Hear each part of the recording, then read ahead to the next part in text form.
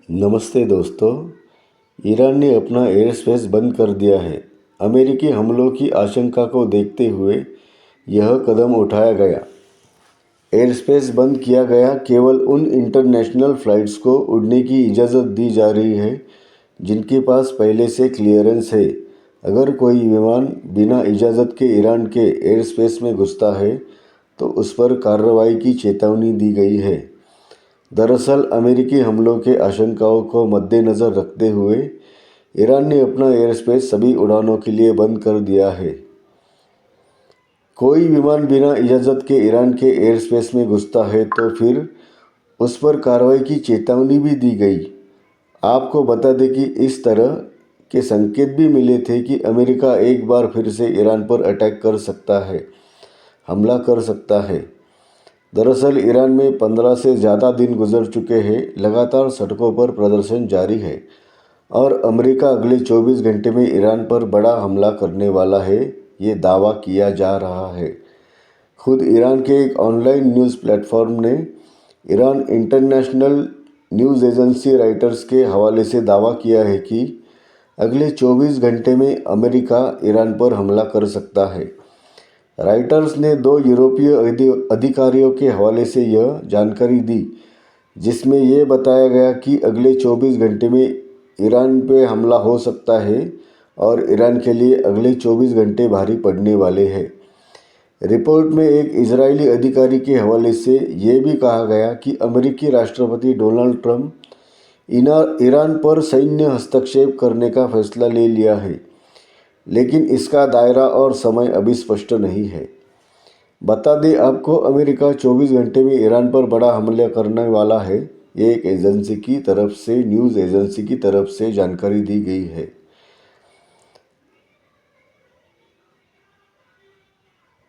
आम जनता सड़कों पर है। बढ़ती महंगाई को लेकर आम जनता हक्का बक्का है और अमेरिकी राष्ट्रपति डोनाल्ड ट्रंप की ईरान पर हमले की धमकी के बाद रूस खुलकर ईरान के साथ आ गया है।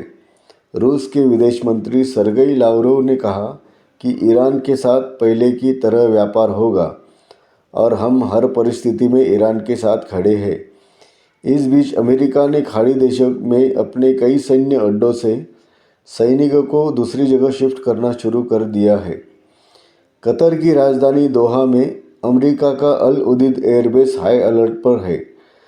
रॉयटर्स की रिपोर्ट में बताया गया कि अमेरिका ने अपने बेस से कुछ खास लोगों को फ़ौरन बाहर निकाल लिया है। अल उदीद से हाई प्रोफाइल लोग तब बाहर भेजा जाता है जब अमेरिका किसी दुश्मन देश को दहलाता है। ऐसा कई बार हो चुका है। इस बार तो अमेरिका ने अपने सारे हथियारों को वॉर जोन में उतार दिया है। ट्रंप के जंगी बेड़े समुद्र में मचलने लगे हैं। ट्रंप की हाइपरसोनिक मिसाइलें लॉन्चिंग साइट पर तैयार खड़ी है। ट्रंप के सबसे विस्फोटक जंगी जेट के इंजन ऑन हो गए हैं। ट्रंप ने ईरान पर सबसे खौफनाक हमले का ऑर्डर दिया है। ईरान पर बंकर बस्टर बमों की बौछार जल्द हो सकती है। ईरान न्यूज़ 2025 से भयानक युद्ध में उलझने जा रहा है। ईरान के निर्वासित प्रिंस रेजा पहलवी ने दावा किया है कि ईरान में आज़ादी का युद्ध छिड़ गया है। इजराइल इस मौके पर ईरान को दहलाने के इंतज़ार में है। ईरान अब पलटवार के लिए तैयार है। ईरान उन प्रदर्शनकारियों को गद्दार करार देकर चौराहे पर फांसी पर टांगने जा रहा है जिन्होंने सुप्रीम लीडर की खिलाफत की है। वहीं ट्रंप ने कहा कि अगर एक भी प्रदर्शनकारी को फांसी दी गई तो वो पूरे ईरान को बर्बाद कर सकते हैं। फिर आसमानी हमला। अमेरिका जब चाहे जैसे चाहे ईरान तक पहुंच रखता है, मगर अब की बार अमेरिका किसी तरह के रहम के मूड में नहीं। ट्रंप कह रहे हैं कि पहले की तरह अब ईरान पर स्ट्राइक कम भर से काम नहीं चलेगा। ईरान में खामेनी सरकार के खात्मे के लिए अमेरिका को भयानक युद्ध जीतना होगा, लेकिन अमेरिका को अरब देश और इजराइल ने फ़ौरन हमला करने से बचने की सलाह दी है। एनबीसी न्यूज़ के मुताबिक इजराइल और अरब देशों ने ट्रंप से कहा कि अभी ईरान पर हमला करना कामयाब नहीं हो सकता क्योंकि सुप्रीम लीडर खामेनेई इतने कमज़ोर नहीं हुए कि उनका तख्ता पलट मुमकिन है, जिसकी वजह हिंसक प्रदर्शन में आई कमी और सरकार के समर्थन में हो रही रैली में उमड़ रही भारी भीड़ मानी जा रही है। लेकिन ट्रंप किसी की सुनते नहीं, वो अपनी मन की करते हैं। ट्रंप ने ठान लिया है कि ईरान को खामेनेई नई हुकूमत से आज़ादी वो दिलाएंगे। अमेरिका इसके लिए अपने 2 जंगी बेड़े ईरान को घेरने के लिए तैनात कर सकता है। अमेरिका का एयरक्राफ्ट कैरियर यूएसएस थियो रूजवेल्ट नवंबर 2025 से निकला था। दूसरा aircraft carrier USS Abraham Lincoln की पहले खाड़ी में तैनाती हो चुकी है। जिस दिन यह जंगी बेड़े ईरान की तरफ बढ़ने लगेंगे वो अमेरिका के युद्ध की शुरुआत होगी।